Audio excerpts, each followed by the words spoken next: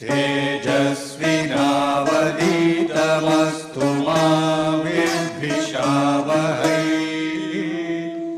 ॐ शान्ति शान्ति शान्तिः।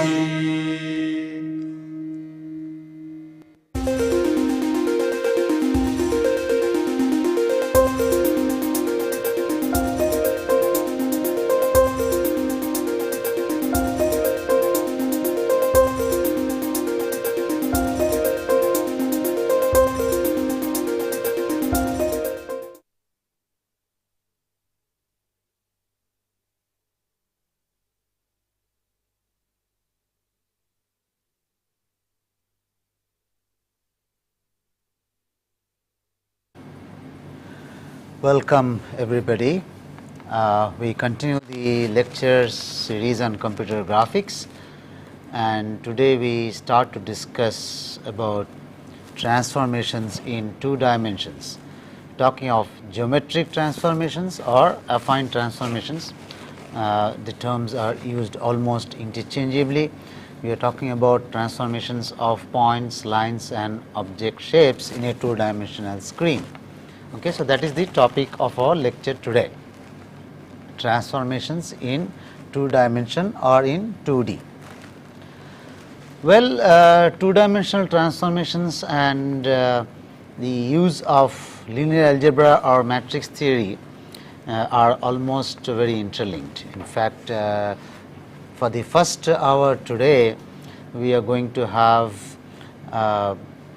in this course a quite little bit of mathematics, I should say, which is necessary to understand about 2-dimensional transformations, matrix manipulations, mainly to do with multiplications and additions, a little bit of inverse, transpose, properties of matrices you must know, I believe. And if you have not probably touched upon it in the recent past, I will advise that you go back to your basic mathematical books or computations in engineering, let us say, and look back into concepts of matrix and properties of even determinants, matrix manipulations and simple things like that.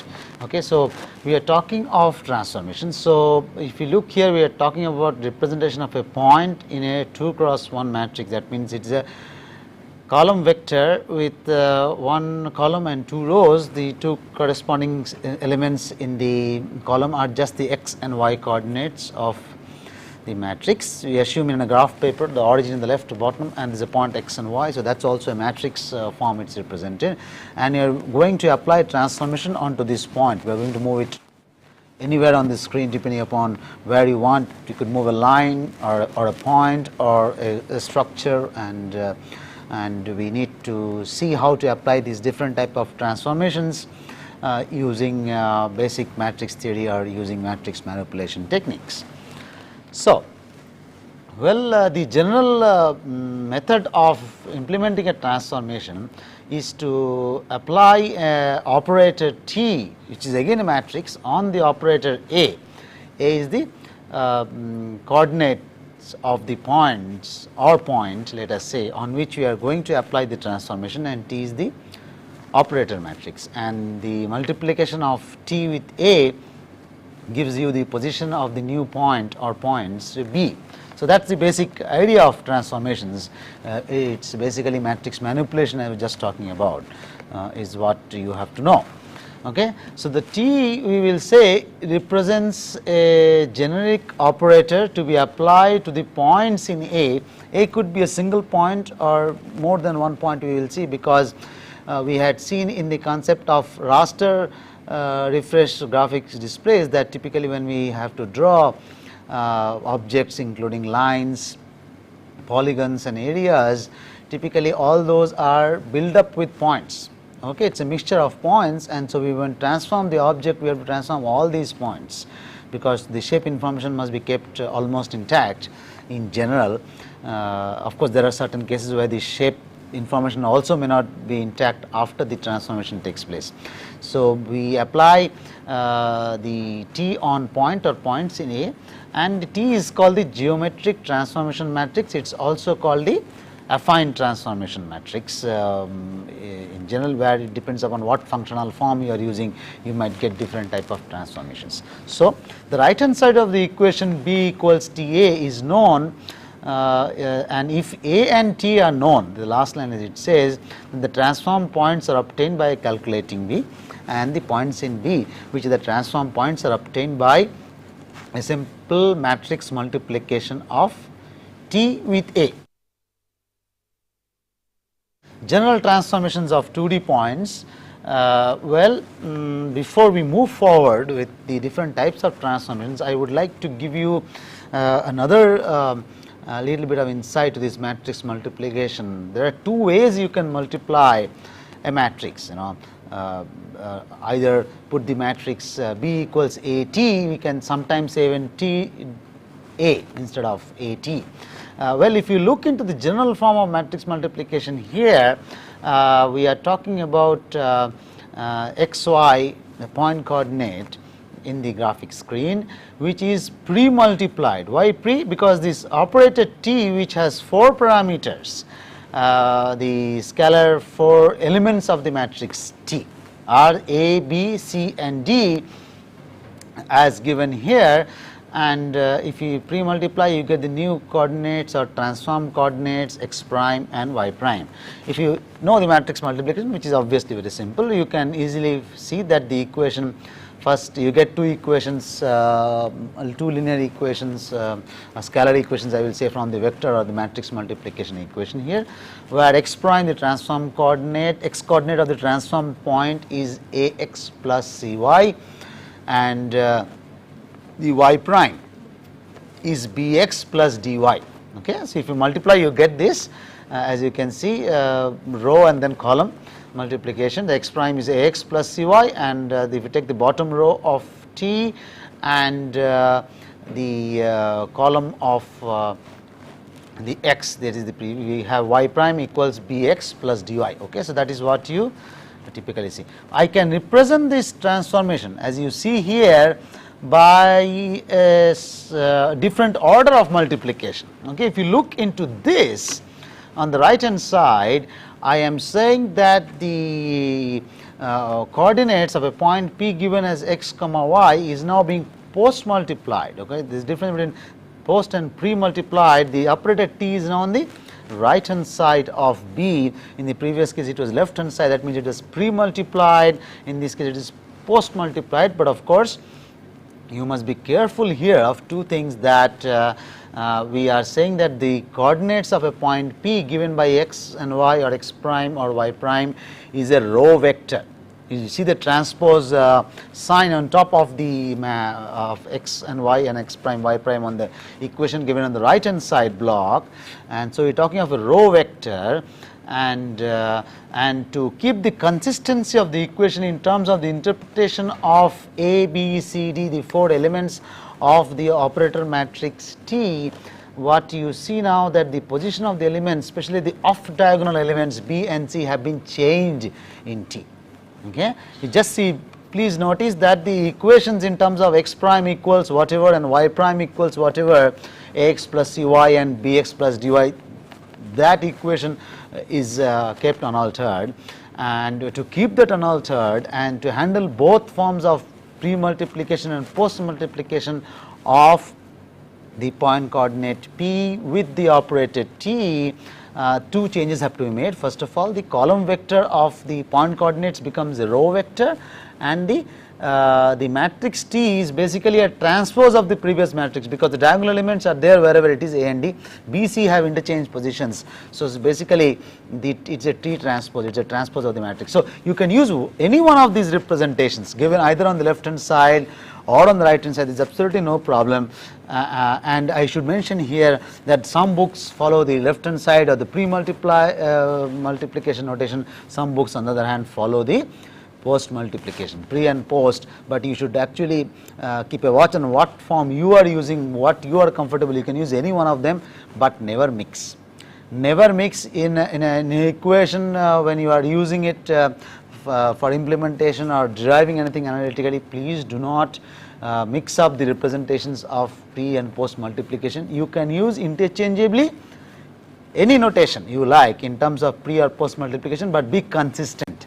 Be consistent in the sense that if you start with pre-multiplication, follow the pre-multiplication representation of matrix multiplication to implement geometric transformations throughout your derivations or program implementation.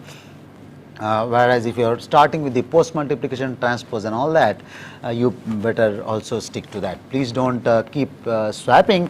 In the course I have probably tried to stick to this, but once in a while I will probably bring in the other example also to just give you an idea of what is the little difference. In terms of implementation and the end result, it is all same. All same. Why? Because you see the expressions here, x primes equals and y primes equals whatever is given is the same. The corresponding coefficients of x and y after transformation is ax, a for x and b, and c for c and d for y respectively. That is kept unaltered, because if you keep that unaltered, the significance of the elements a, b, c, d, 4 elements of the operator t will remain the same. Their significance, their method of whatever they are going to transform is going to remain unaltered, whereas in terms of matrix you can either use post multiplication or pre multiplication. There is absolutely no problem, but again I keep repeating this, that you must follow it in a methodical manner.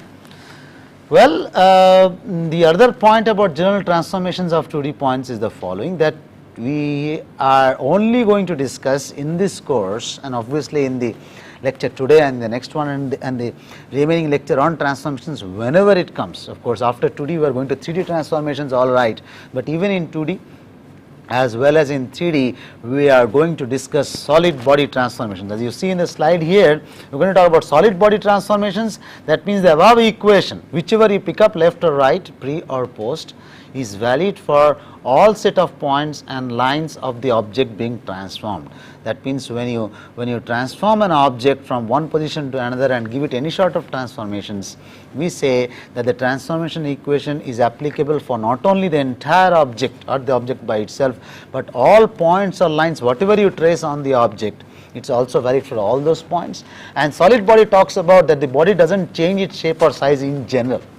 Okay, and it is a solid body in the sense that the corresponding displacement or distance between any 2 points, if you draw a line on a solid object before transformation and then transform it, okay, you start at one point and then transform it to another point, the inter point displacement or the distance between any 2 points is going to be invariant with these transformations. That is the meaning of solid body transformations. Any solid object, you will follow these rules and norms. Of course, what does it mean? What is the other part of the world?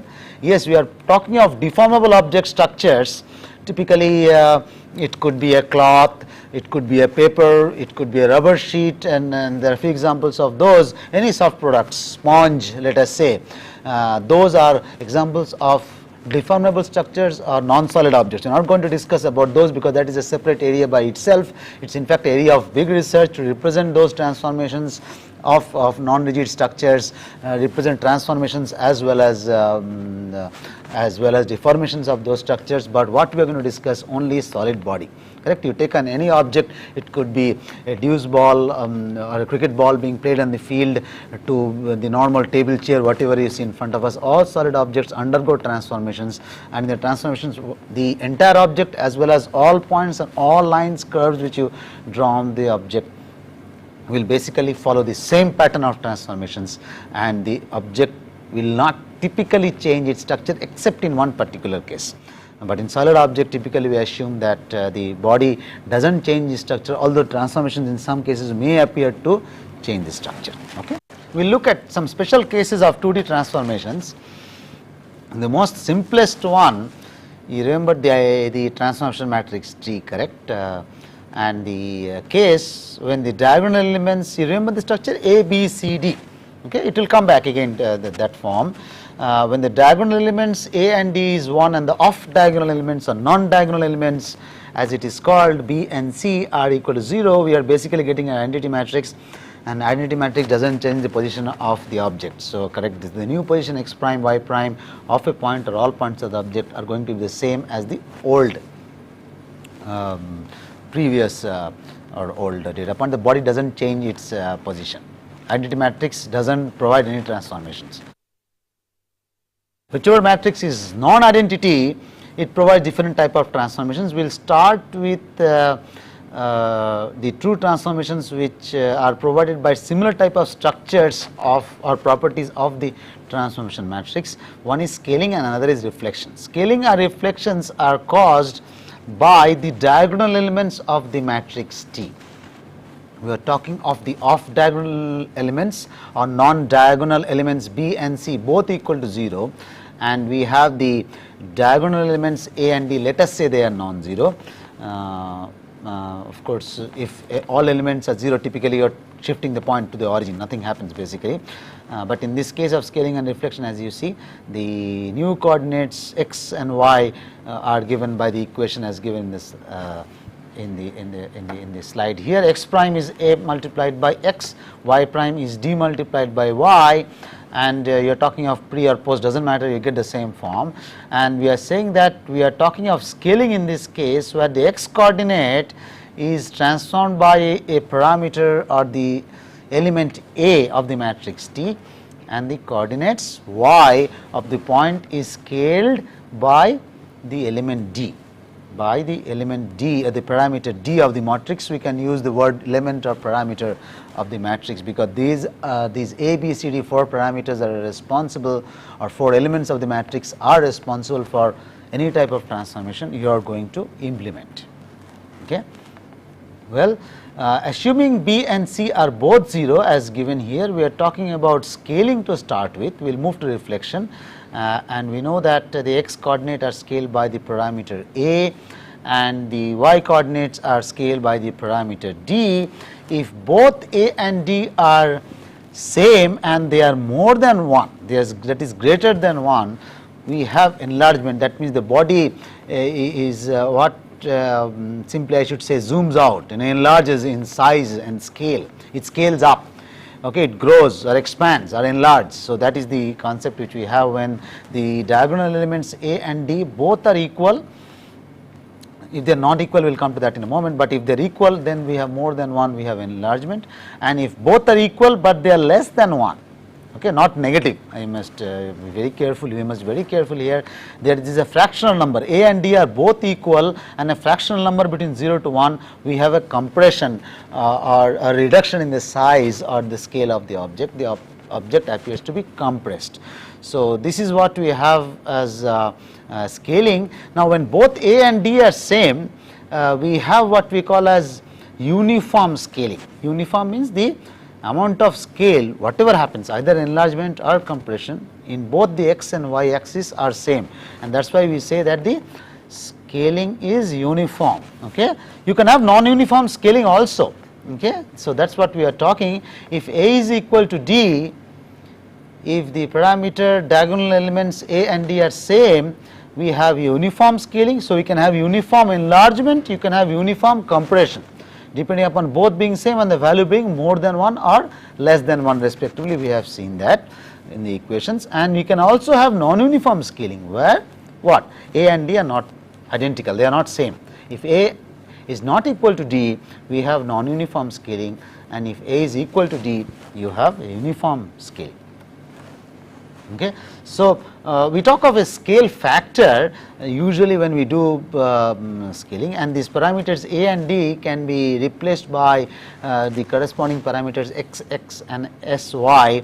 Sx represent the scale factor, S stands for scale along the x direction, and sy stands for the scale factor along the y direction. So we have a scale factor along x, which is the parameter A, a scale factor along y, which is the parameter D, and they are the corresponding diagonal elements. The off diagonal elements we are not concerned here for the time being, both are kept at 0, and so that is what the scaling will result due to the diagonal elements A and D. We will soon see an example of scaling. Example of scaling, yes, that is what is a nice example. I have taken a simple 2D structure, and the entire structure is scaled.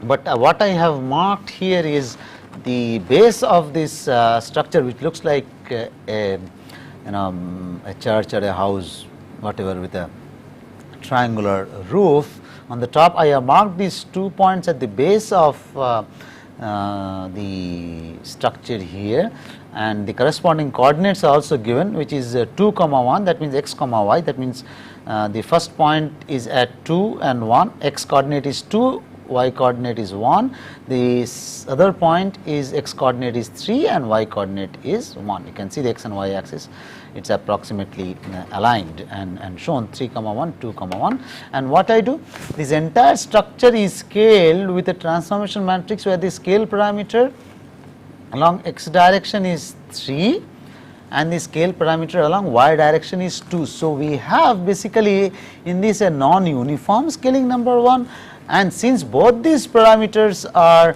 more than unity or more than 1, we have non-uniform expansion or non-uniform enlargement.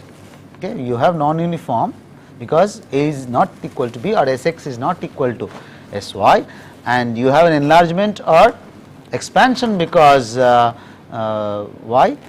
Because both the values are more than 1. If both the values would have been less than 1, you could have uniform compression or non-uniform compression. Okay, so let us look at this example which shows an example of non-uniform expansion from the left to the right, and this structure becomes something like this. As you see here, if you multiply this matrix elements 2 comma 1 and 3 comma 1 with this matrix with the corresponding diagonal elements 3 and 2 of diagonal elements 0, the 2 comma 1 will become 6 comma 2 and 3 comma 1 will become 9 comma 2. Okay. So, that is the transformation. The values are shown for only 2 points, but the same amount of scaling with respect to the governing equation of transformation will be applicable for all the other points and lines of the object. Of course, lines are a little bit tricky, but I can assume that there are 5 vertices in this structure. The bottom 2 are shown, the values are shown basically, and on the top there are 3 again. So, those 3 and the bottom 2, all these 5 are transformed in a identical fashion, and the values for only 2 of these points are shown. Okay. So, you can see this is an example of a non-uniform enlargement or expansion. You can actually visualize this, visualize a non-uniform compression also with this figure. With this figure, how? Well, if I say that my Sx is 1 by 3 and Sy is 1 by 2, that means I am trying to compress this enlarged figure back to the original figure. That means when expansion I am moving from left to the right, that means the small figure is enlarged to the right hand side figure, but I can ask you to also visualize the reverse process or the inverse process as it is called. The matrix inversion will slowly come as we go along. Okay, because every process is almost a reversible process here. So, you should be able to start with the larger structure and give it a compression or a reduction and scale it down to the smaller structure. So, in this case you will need a non-uniform reduction or compression, and the corresponding parameters Sx and Sy, I leave it as an exercise for you can try it out, will be nothing but just the reciprocal. The elements, you still have the off diagonal elements to be 0 and the diagonal elements to be non-zero, and those values will be just 1 by 3 or 1 by 2 respectively. That means just 1 by Sx and 1 by Sy respectively. That is the inverse of the matrix with the diagonal elements. You should be able to check it out and apply the same on the point coordinates to see that from 6 comma 2 now you get 2 comma 1, and from 9 comma 2 you get 3 comma 1. Okay, you can find out the other coordinates of here also. Some of them could be in floating point or integers, does not matter. You should be able to get back the corresponding coordinates. Okay. Now, so we have been talking about scaling and the values of the Sx and Sy, which are the diagonal terms. We have talked that if the equal and unequal, they give non-uniform and uniform scaling. And if it is more than 1, you have an expansion. If you have less than 1 but greater than 0, that means fractional number gives a reduction or a compression. What happens if I go to the other part of the scale? That means if I make these diagonal elements negative. So, that is what is given in the slide. What if Sx and or Sy are negative or less than 0? That means either one of these or both. Okay, we will see examples when one of them is only 0 and the case when both are 0. We will check both of these Sx and Sy, either or both are 0. You do not get a scaling, but we will see with an example now that you get reflections through an axis or plane. What is a reflection? You typically have a reflection on a mirror. You stand yourself in front of a mirror and you see yourself. Okay, basically you see a virtual image, you don't see a real image. We will talk about the difference between virtual and real image, not now, later on. There are various concepts to these in terms of a virtual and real image, which you see. In fact, the image which you are seeing now is basically a virtual image. Okay, although it is being recorded live and real, but when you are seeing it using a monitor or a device or a TV, you are basically watching a virtual image. But anyway, you can use a mirror to provide a reflection, and that reflection image which you see with the help of a mirror, either of yourself or for any other object, is the classic and the best example of a reflection or the mirror image. Okay, you do have mirror effects when you are moving in a desert as well, mirage as it is called, but in this case you can take a mirror, position it next to an object and you will see a reflection. So I am talking of those sort of reflections, but in this case, since we are working in a two-dimensional environment, there is no question of a mirror standing on anywhere within the picture itself. We have to visualize that the mirror is a plane which is sitting on your xy plane, because we have a two-dimensional plane. Y is the vertical coordinates, x is the horizontal coordinates. So a two-dimensional screen, two-dimensional plane. And where is this mirror which is giving you a reflection? Well, it is a plane which is perpendicular to the xy plane. So it stands or sits on top of this xy plane. If xy plane is a base, put a graph paper on the table and put a mirror just perpendicularly on top of that, and you start noticing the graph paper, or put an object on the paper and observe it through the mirror. You observe two things. First of all, you observe the object itself, and then you observe the mirror reflection which is on the opposite side, okay, of the mirror. You see that the object appears once again. Okay, put a mirror in front of an object, you see the object and the mirror reflection. So you basically always talking of a reflection about a plane or about an axis. What is this plane? Of course, the mirror is the plane. And what is the axis? The intersection of the xy plane and the mirror plane. Two planes will intersect, and always intersect in a line, or in this case it is a planar surfaces, so they intersect on a line. If it's a curved surfaces, you might get a curve or a conic section. We will talk about that later on, but two planar surfaces always intersect to form a line, and so talking about that line. So we are talking of reflection through an axis or across a plane, or even through a plane. Okay, that plane you can visualize to be the mirror, and the intersection of the plane and the xy plane, the 2D in this case, the 2D plane which we are interested in, gives you the axis. So it is about that axis which you have the reflection, and you can obtain that by geometrical transformation matrix when you put the two diagonal elements to be negative. One or both are negative, it's enough. So come back to the slide. The last point typically says that only diagonal terms, we must be careful here, that we are starting to get into the matrix elements and see how they operate, and we are talking about diagonal elements which are involved in scaling and reflection. We have not seen how the off diagonal elements work. We will work on that very soon, but remember now for the time being that we are into scaling and reflection, and we already know that the diagonal terms are responsible for scaling and reflection. And when it is scaling, when is reflection? Very easy now. Bipolar logic. If it is all positive, it is doing a scaling, which could be uniform, non-uniform, it could expand, compress, whatever it is. As soon as any or both of the terms become negative, we have a reflection. Well, the last point with respect to the scaling or even reflection is that the house also shifts its own position relative to origin. See, if you want to scale or compress and keep the object at almost the same or exactly the same position, you have to do something else.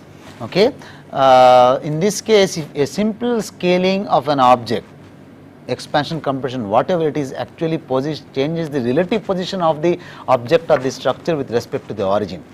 Except if the object is around the origin, then of course there is no problem, but if it is anywhere else, it's the house or the structure of the 2D object, it shifts its position relative to the origin.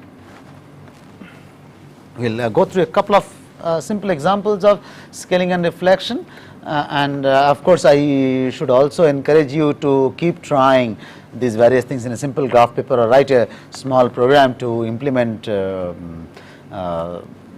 these transformations. Of course, you need to use a small graphic standard or a package to implement this, but you can use a simulation tool anywhere to test this out and see what actually it happens without worrying about standards like OpenGL and fix and implement in C++. I will probably cover OpenGL at a little point of time, but before covering, I thought I should cover a few basic things about computer graphics implementation and algorithms, and then we'll move to a discussion about using one such example of a standard of OpenGL.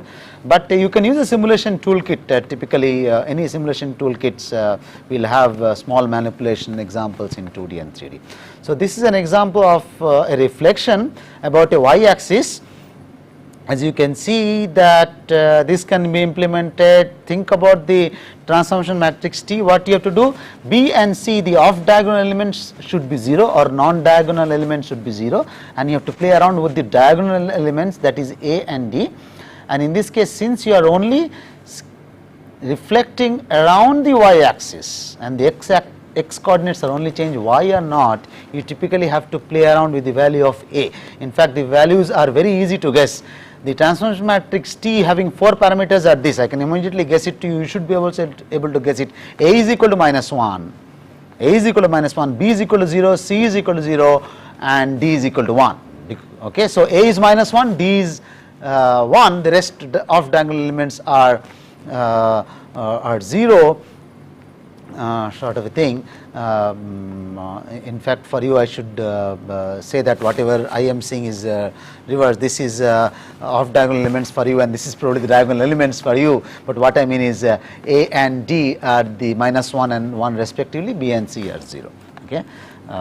Well, non-uniform scaling, you would like to see an example because you saw reflection, you probably saw scaling as well. This is an example of what non-uniform scaling can do. Now this is a very simple example, all right, but what it is doing is it is trying to violate the basic philosophy or principle of rigid body assumption or rigid body structure or rigid body transformation. The body does not change its shape and size is what we talked about in general, and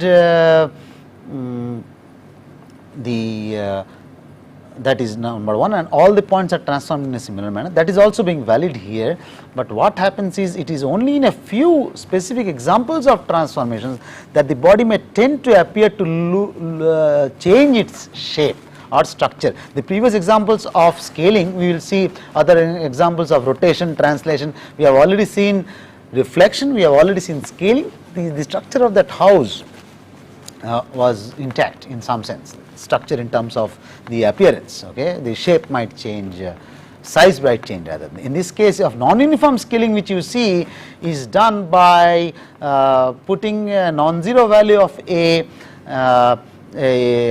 B and C is 0, D is equal to 1, you have x prime changing linearly with respect to y. So as y increases, x changes, and in fact y is unchanged. The typical value of y is unchanged. So that's an example of non-uniform scaling. Typically the shape of the object appears to be a little bit different. Special cases of reflections. Okay, as we see, I have put it in a table. We have seen that the diagonal elements, when they are negative, off diagonal elements are 0, typically are responsible for reflection, and reflection about an axis or a plane. And if you see, there are 4 examples here. Now you should start to get a little bit worried that the scenario is a little different in 2 out of the 4 cases. Don't worry, I will explain what is happening. If not now, definitely in the next few slides it will be clear. If you go back to the picture, the first row says that the A is equal to 1 and D is equal to -1. You get a reflection about the horizontal axis, y equal to 0 axis or x axis is what you get a reflection about. And of course, the previous example which you saw in the figure in the previous slide was a case with the second row, where you are reflecting around the vertical axis or x equal to 0 axis or y axis. Okay, that is what you are reflecting it around, and both the elements A and D are equal to -1. Okay, so that is what you have for reflection. Now you would like to reflect it about any axis. reflect an object about any axis in a two-dimensional space, there are two more special cases which we are discussing now, and the general case of transformation, either scaling or reflection about any axis, we will have to postpone it to a later point of discussion, maybe if not in today's lecture, next lecture definitely we will know that, but we will look at special cases two more. Very interestingly, you see now the off-diagonal elements are now playing an important role in reflection. You see we are trying to reflect the object about y equal to x axis. Y equal to x axis is a diagonal line passing from the origin with a slope of 45 degrees.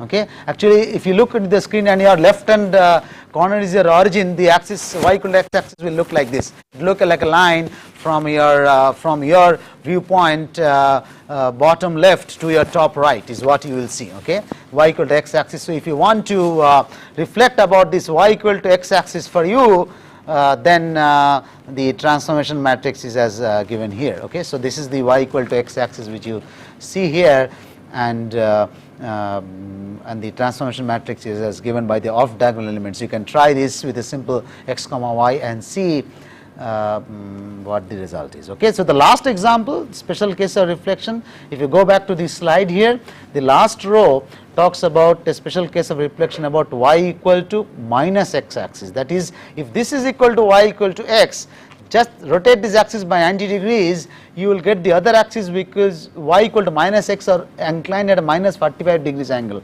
And now you can see both the off diagonal elements have reversed their sign, both are minus 1, the diagonal elements basically are 0.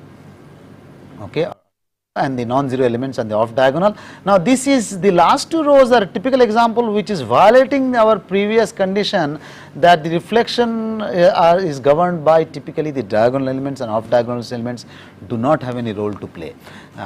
In the last two rows, last two examples, when we talk of y equal to x axis, y equal to minus x, just the reverse happens. Interesting to note that the diagonal elements are made 0, the off diagonal elements are made 1 or minus 1. In fact, we will see later on that these two special cases of reflection of about the y equal to x axis, that is the third case, and the fourth case of y equal to minus x axis. These two examples are equivalent to what we will see then as the next transformation, equivalent to rotation by a large amount. Okay. So these can be visualized or conceived to be rotation about a point. So that's why the matrix nature is of that. Okay. So we'll come back to that. Okay. Before going to rotation, we'll talk of another typically the off diagonal elements which are the B and C, they are involved in shear. Okay. Shear is a case which is not basically similar to an example. Typically you can shear an object which is soft. You can take a typical example of a rubber sheet or a cloth or a paper, and you should be able to provide a shear. Take a very large book, a dictionary, okay, which is fairly large in height, let us say, or a book, a large volume, a book, and then what you do is put it on the table and give it a force, drag force, horizontal direction on the top of the book. What you will see that the book, which is probably sitting upright, will typically tend to bend towards the direction of the force, and that's a good example of a shear. You can do that. Okay, you can do that with the help of a book, a dictionary for that matter, and the book which was straight, upright, sitting will typically bend and shear itself along the direction of the force. So that can be given with the help of these equations.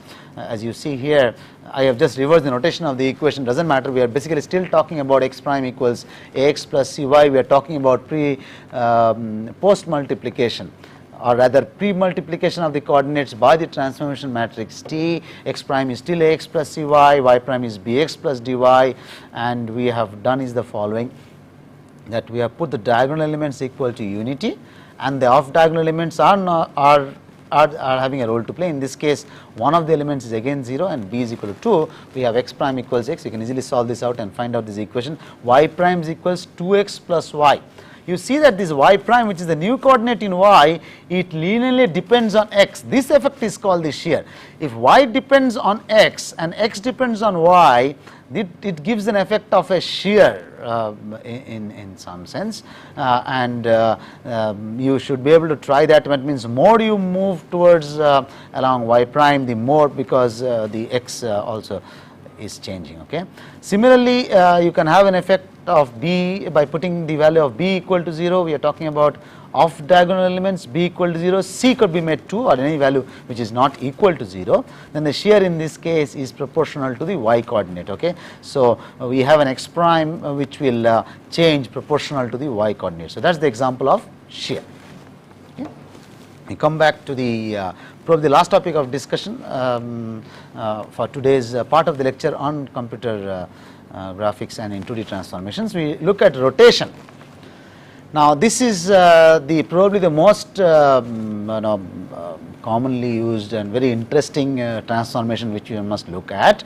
And if you look at the equation, you can actually derive this as a Lewis exercise where you start with a point, any point you take of this house on the right hand side, the one of the points is marked by an arrow, but you can take any of the 5 points of the house, and we are rotating this point about the origin. Rotation must be about a point. Why? Our earth moves around the sun and the moon revolves around the earth, we also spin also around the earth's axis. So, we are talking about across an axis or a point, and the amount of rotation is equal to theta. In this case, a typical example of theta is approximately about 30 degrees is what I have tried to show you in this figure. What happens is all these points get rotated by the same transformation matrix T, which is dictated by the theta, the angle of rotation. Theta is the angle of rotation, and we are talking of positive rotations and also negative rotations possible. When we have positive rotation, the house moves from say original position on the right to the left. If we have a negative rotation, then the house will come back from the left position to the right position. And what is this positive negative concept which you must keep in mind, or the method by which you find out what is positive and negative? When you place a watch on the paper about which or the screen on over which you are applying the transformations, and observe the direction of the movement of the second hand or minute hand. That direction, which if it is clockwise, the counterclockwise or the reverse direction is basically conceived to be or taken to be positive rotations. So, the direction of movement or rotation of the hands of the clock, typically the second hand, minute, or even the hour hand, is the negative rotation. And so, counterclockwise rotations about the origin are conceived to be or considered to be or taken to be positive rotations, and you can easily derive. I leave this in exercise for you, where given a point coordinate xy, after you give it a rotation by an amount theta, you get the new coordinates x prime, y prime, which you can obtain by pre-multiplying or post-multiplying the coordinate x comma y by the transformation matrix T, which is given in this slide here. The matrix form is just given here: cos theta minus sin theta, and cos theta terms, and the expressions of x prime, y prime are given at the top for you. You have x prime equals x cos theta minus y sin theta. You should be very careful of one negative sign which appears there, and y prime is x sin theta plus y cos theta. Now, this I must tell you that this transformation matrix in the case of rotation, has certain very interesting properties which other transformation matrices may not have. First of all, the determinant is equal to 1. For rotation, if you look at this transformation matrix, the determinant is equal to 1. What is the determinant in this case? If you it's a 2 cross 2 matrix, easy to visualize the determinant of this matrix. It is cos square theta, minus minus cancels out, plus sin square theta. So, you will all know that the addition of cos square theta and sin square theta is 1. Yes, and the other important property of the rotation matrix is that the transpose of the matrix is equal to its inverse, or the inverse of the transformation matrix, in this case rotation, is equal to its transpose. Now,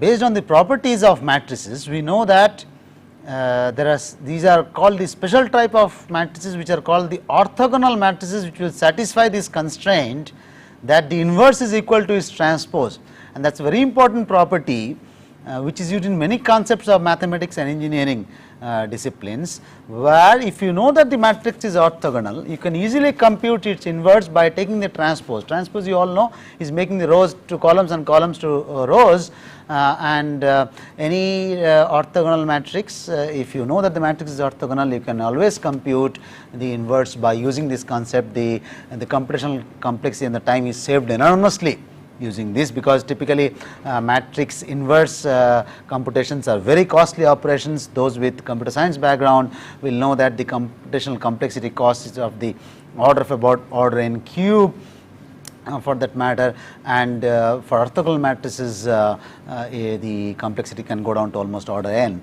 by taking the transpose to be the inverse. And that is the fundamental property of orthogonal matrices. If you look into the slide, the orthogonal matrices also satisfy one more property, just coming out of graphics and give it the little mathematical tools which you can play around. If you take the sum of the squares of individual rows or columns, it is a simple 2 by 2, but you can experiment this with any n cross n, 3, 4 or higher values of n. Take an orthogonal matrix only in which the transpose is equal to the inverse.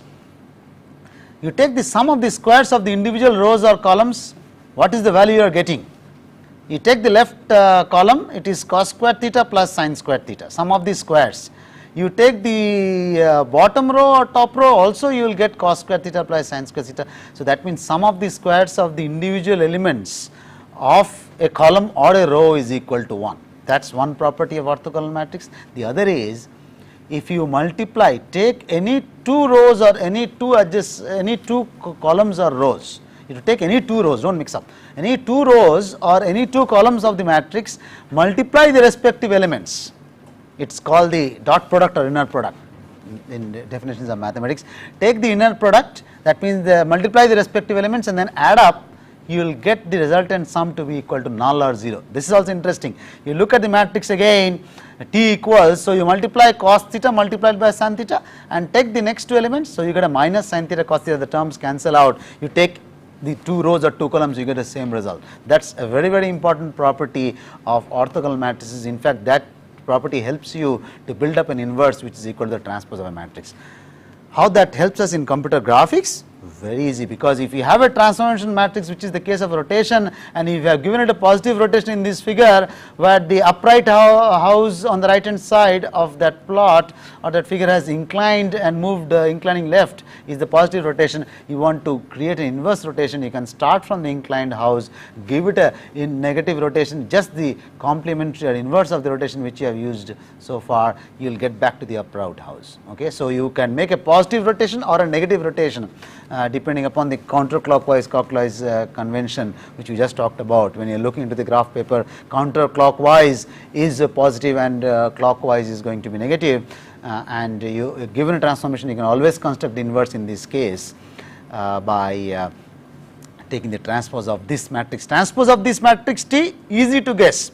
What will happen? The negative sign on the top right element will come to the lower left element. So minus sin theta will become plus sin theta, and minus and plus sin theta on the left bottom element will become minus sin theta.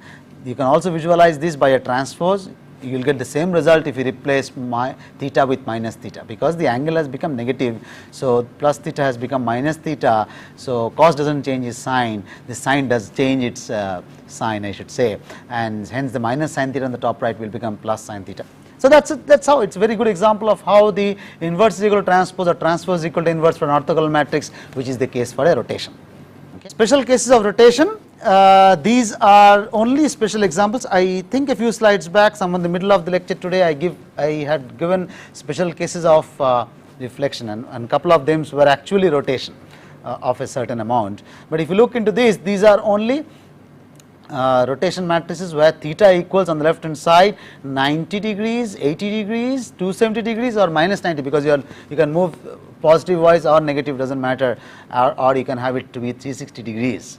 Or 0 degrees. So, or you can talk in radians, pi by 2, pi, 3 pi by 2 and 2 pi radians respectively, and you can take these values of theta, plug into the rotation matrix which we have just seen in the previous slide, and you are bound to get these values of the matrix T. and these sort of rotations you can see almost that these are, of course, except the last row 360 degrees or 0 degree doesn't provide any, it is an identity matrix which does not give you any rotation, which is obvious because you are actually moving it by 0 degrees, but all others are going to typically give you a reflection in some sense, with off diagonal terms and the diagonal terms playing an important role. So some amount of rotation by pi or pi by 2 or 3 pi by 2 basically gives you also a reflection, or reflection can be conceived to be a rotation also in some sense. Well, we will just take an example of transformation of a unit square as an example, but before that I must admit here that in this thorough lecture we have discussed 4 types of transformations. What are they? Scaling, reflection, shear and rotation. I repeat, we started with scaling and reflection, then we moved to shear, diagonal of diagonal terms involved, we have seen that, and of course then we had seen shear, that also we had seen examples of some of the 2 pair of terms involved out of the 4 elements, 1 pair is involved, and the rotation where we get a first in the case of as an example of orthogonal matrix, and we had seen some properties. Please go and read about orthogonal matrices.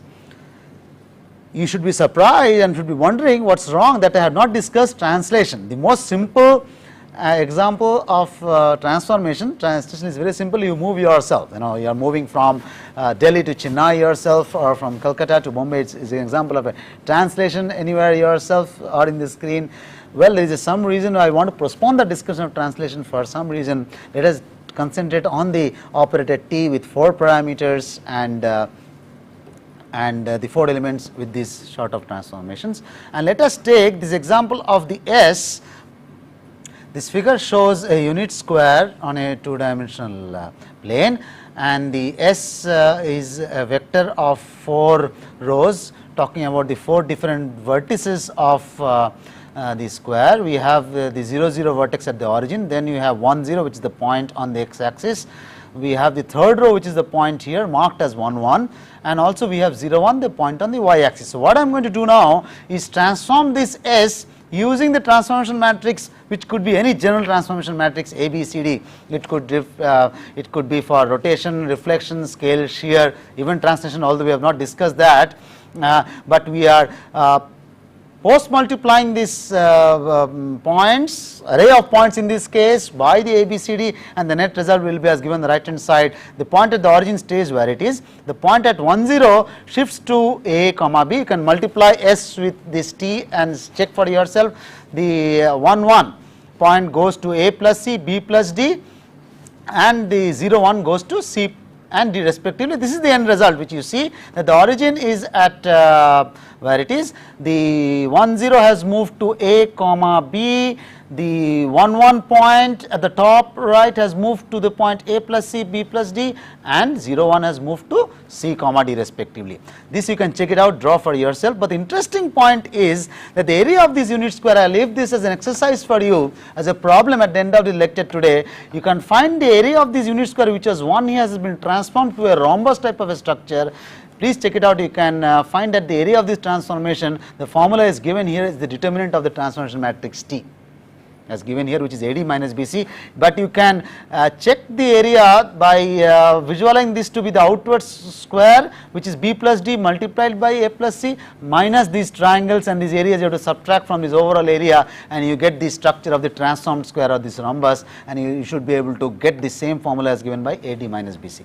You can extend this idea to an arbitrary case where an arbitrary shaped polygon can be conceived to be composed of unit areas, and each of these unit areas, if after transformation gets a new structure, a transform structure with an area given by AD minus BC, I give this formula, sum of the area of the total polygon can be conceived to be sum of the unit squares. The total area of an arbitrary structure also gets multiplied by the determinant of the transformation matrix AD minus BC. So we will stop with this point here in this class today, saying that an arbitrary area, when it gets transformed by a transformation matrix T given by ABCD elements, the overall area of that of the structure also gets multiplied by the determinant of this matrix, and that is the old area, the existing area, multiplied by the transformation matrix determinant AD minus BC will give the area of the transformed or the new structure. So, you can extrapolate this idea very easily, but work on this unit structure as you we have just seen in the previous slide, and once you are able to obtain this as AD minus BC, extrapolation is a summation of unit squares gives an arbitrary area inverse what you get. So, we will stop here and come back in the next lecture when we start to discuss about translations. Thank you very much.